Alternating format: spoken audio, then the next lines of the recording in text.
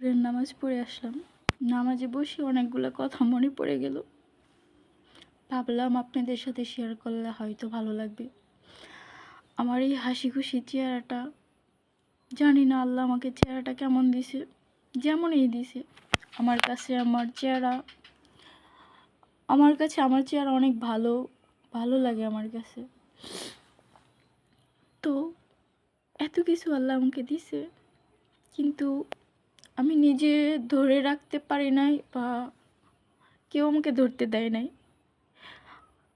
আমারও এরকম আর 10টা মেয়েদের মতন সংসার ছিল, স্বামী ছিল, ঘর ছিল, বাবা মা অনেক বড় করে অনুষ্ঠান করে বিয়ে করে স্বামীর বাড়িতে দিছিল,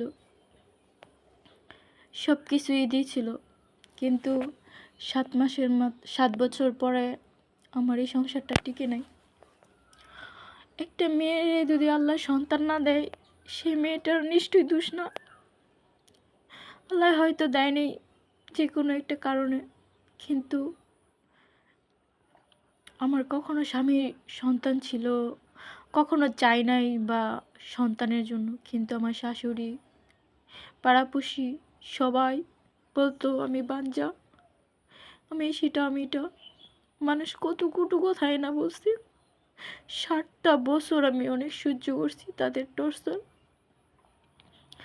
একসময় ভাবলাম ওদের মুখ বন্ধ করার জন্য, ওদের ছেলেদেরকে টাকা পয়সা দিলে হয়তো মুখ বন্ধ হয়ে যাবে। বাপের বাড়ির থেকে একসময় টাকা নিয়ে দেয়, ব্যবসা বাণিজ্য করতে থাকে। কিন্তু কি, ব্যবসা বাণিজ্য করলেই কি কুটু কথা বন্ধ হয়ে যাবে? ভাই বোন সবাই খায়, আনন্দ করে, ফুর্তি করে। দিন শেষে আমাকে শুনতে হয়